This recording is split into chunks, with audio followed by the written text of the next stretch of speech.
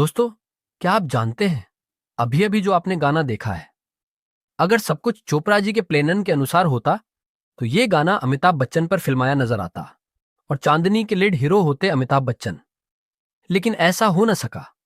किस्सा पूरा जानने के लिए आप इस वीडियो को अंत तक देखें। यश चोपड़ा ने अमिताभ बच्चन को उनकी अंग्री यंग मीनन की इमेज से बाहर निकालकर सिलसिला और कभी कभी मैं रोमांटिक लवर बनाया था। तीसरी बार भी उन्होंने अमित जी को रोमांटिक रोल देकर चांदनी मूवी में कास्ट करने की योजना बनाई थी। चोपड़ा जी की इस मूवी के लिए अमित जी के साथ 2 मीटिंग्स भी हुई थी, लेकिन बाद में ऐसा क्या हुआ कि अमिताभ बच्चन को चांदनी से बाहर होना पड़ा था। दोस्तों, 1984 की मशाल और 1988 की विजय जैसी फ्लॉप मूवीज के बाद यश चोपड़ा को एक हिट मूवी की सख्त जरूरत थी। वो अमिताभ के साथ कई सफल फिल्में बना चुके थे, इसलिए वो अमित जी को लेकर फिल्म बनाने की योजना बना रहे थे। उधर गंगा जमुना सरस्वती डिजास्टर होने की वजह से अमित जी भी किसी बड़े बैनर की तलाश में थे। यश चोपड़ा ने तय किया था कि उनकी अगली मूवी प्योर लव स्टोरी ही होगी। इसी बीच अरुण कौल द्वारा लिखी गई स्क्रिप्ट चोपड़ा जी को पसंद आई थी। लव ट्रंगल की आइडिया पर बेस ये स्क्रिप्ट थी और मूवी का नाम था चांदनी। 1988 में चोपड़ा जी अमिताभ बच्चन, ऋषि कपूर और श्रीदेवी को लेकर चांदनी बना रहे हैं। इस न्यूज को स्टारडस्ट स्क्रीन्स के फर्स्ट पेज पर जगह मिली थी।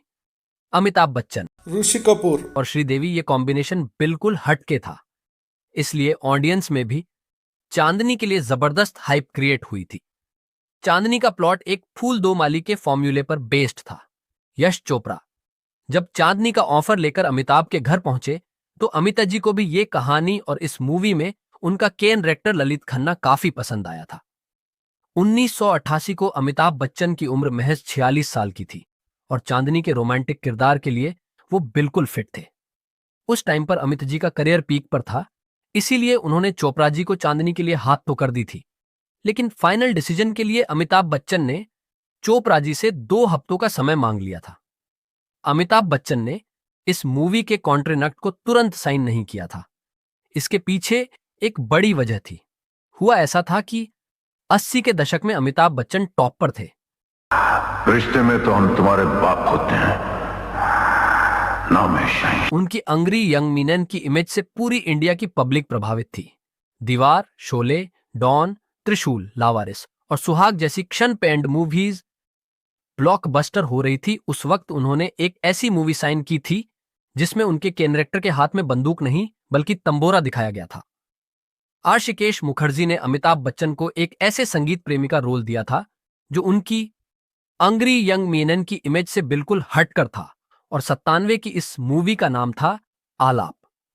दर्शकों ने अमिताभ बच्चन को इस रूप में बिल्कुल अस्वीकार कर दिया था और आलाप बॉक्स ऑफिस पर बुरी तरह से डिजास्टर हुई थी। आलाप के बाद अमित जी ने भी फिर कभी अपने इमेज से पूरी तरह हटकर रोल चुनने की जरूरत नहीं की थी। चांदनी का रोल एक्सेप्ट करने में यही विधा अमित जी को सता रही थी। उनकी अंग्री यंग मेनन वाली इमेज के टोटल अपोजिट कैरेक्टर को आलाप द्वारा दर्शक एक बार नकार चुके थे। यही बात चांदनी के साथ भी दर्शक दोहरा सकते हैं। ये डर अमित जी को सताया जा रहा था।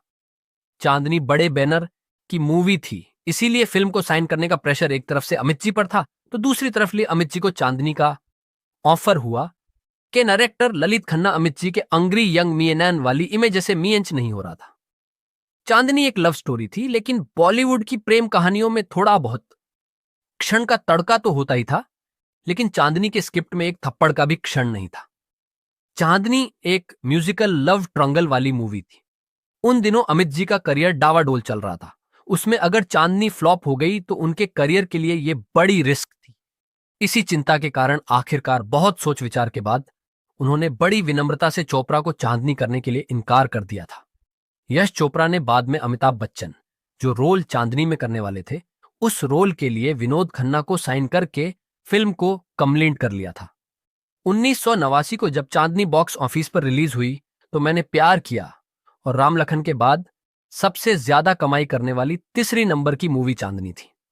दोस्तों, अगर अमिताभ बच्चन ने यश चोपड़ा जी की चांदनी मूवी का ऑफर स्वीकार करके उस मूवी में अभिनय किया होता तो चांदनी बॉक्स ऑफिस पर कैसा प्रदर्शन करती, ये हमें कमेंट में जरूर लिखे।